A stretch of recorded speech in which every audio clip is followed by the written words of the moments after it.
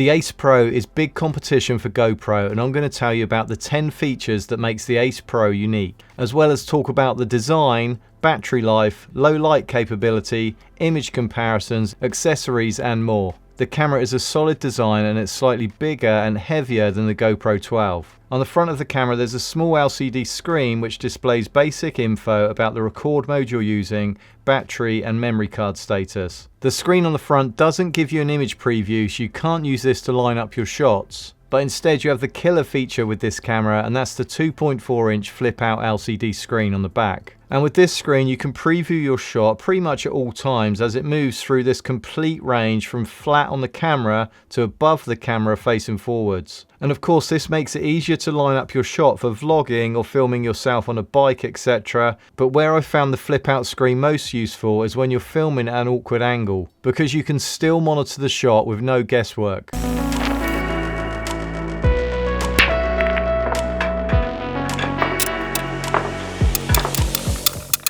The touchscreen menu is really intuitive and silky smooth to use, and of course you'll see all the expected shooting modes on there, with the addition of 2 new modes that you may not have come across before. Free frame mode and pure video. And we'll talk about the pure video mode in a minute. Free frame mode allows you to have more choice with your shots later when you edit, either in the app or on the desktop studio. So you can change the aspect ratio, turn on and off horizon leveling and flow state stabilization. And when shooting in this mode there's a nice feature on the screen which gives you guidelines for your framing for 16:9 and 9:16. The camera will be capable of shooting 8K video, but on the pre-launch firmware I wasn't able to test this. But the selling point here is not so much the higher resolution recording, it's the fact that you can use a new feature called clarity zoom. So when recording in 4K you can double tap on the screen live and zoom in 2 times to your image with no loss of quality. There's a bigger sensor on the Ace Pro which is even bigger than GoPro 12 sensor, and because this will capture more light it will perform better in lower light situations. And to assist in shooting in low light, this is where you can use the new pure video mode feature. And this has AI denoising to reduce noise, as well as enhanced brightness and improved dynamic range. I tested this inside by shooting with minimum lighting with RGB effect lights. And compared to the GoPro 12, which was pretty much unusable under this lighting, the Ace Pro produced a brighter image, but most importantly, you could really see the impact of the AI denoising. And this gave you a much cleaner video than you'd usually get.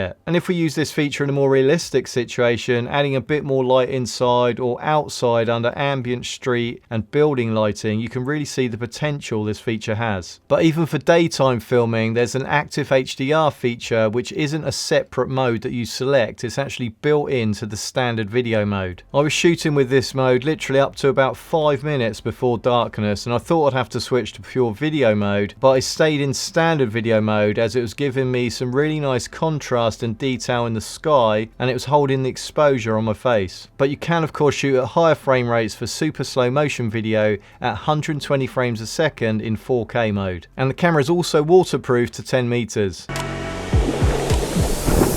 You have a Leica lens on this camera, but unfortunately Insta360 decided not to have a removable lens guard. This in my opinion was a bad decision. It would have been easy to make this lens guard removable because it's a similar design to GoPro's. On one battery I recorded for 1 hour and 30 minutes, and most importantly to some of you that's 1.5 hours on one single file, so it didn't split the file into 30-minute segments. Voice control is of course included as a feature on this camera, but what is even more of a unique highlight is gesture control. This is great for noisier situations where you don't want to be shouting at your camera, or maybe you don't want to be drawing attention to yourself in public. Switch it on and you can start a video recording by holding your hand up to the camera, and you can take a photo by holding 2 fingers up. There are some great features with this camera that save memory space and time. You can pause recording and then start recording again on the same clip. So effectively you're doing a live in-camera edit and you're creating one clip with several cuts in rather than several different clips. And this came in really useful for me when I was getting a time-lapse shot. There was a huge break in the clouds, so I paused the time-lapse, and then also the sun came out at the same time, so I adjusted the manual exposure and then started recording again. And then both shots ended up on the same clip.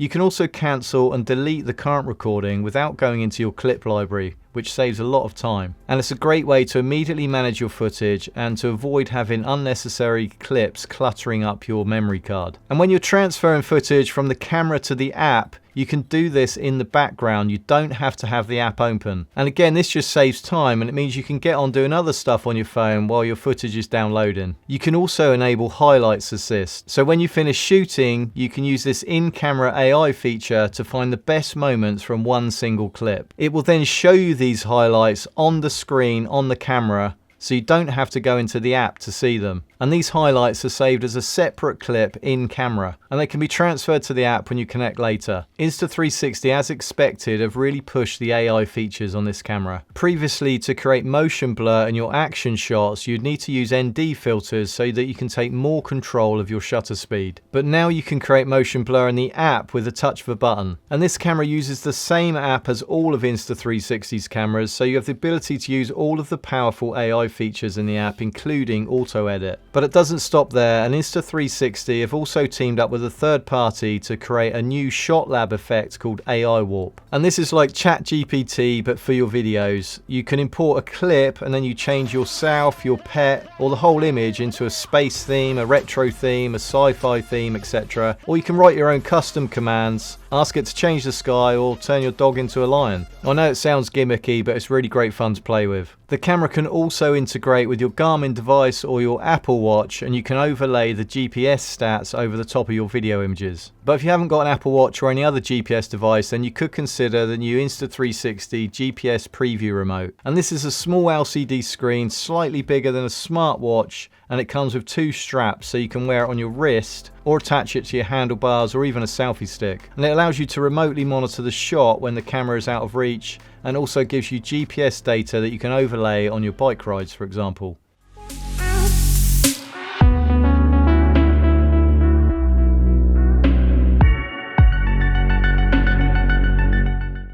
But of course, this isn't the only new accessory available for the Ace Pro. There's also this new multi-mount, and this is like a tripod, selfie stick and extension arm all in one. And I use this for the majority of shots that you see in this video, and it's a really versatile camera accessory. In order to use an external mic with the Ace Pro, you'll need to buy these three accessories. So you need the cold shoe to connect your Rode Wireless Go or similar mic. You need the mic adapter to connect the cable from the camera to the mic itself. And so that the cold shoe actually fits, you'll also need to buy this quick release mount. I think that the quick release mount is a necessary purchase for several reasons. The camera does come with a snap-in magnetic mount which clips in place underneath the camera. But if you lose this tiny mount, there's no way of connecting the camera to anything because there are no connections on the camera body. This is more of a solid fit than the quick release mount, which I suppose is why it came with the camera. But I did find it a bit awkward to attach this quickly. And unfortunately it's only a finger mount as well, which does make sense for an action camera. But to make the most of all your 1/4 inch style mounts, you'll have to buy an adapter like this, which is a GoPro finger mount to 1/4 inch thread, or buy the quick release mount. The quick release mount is so much better and quickly and easily attaches and releases,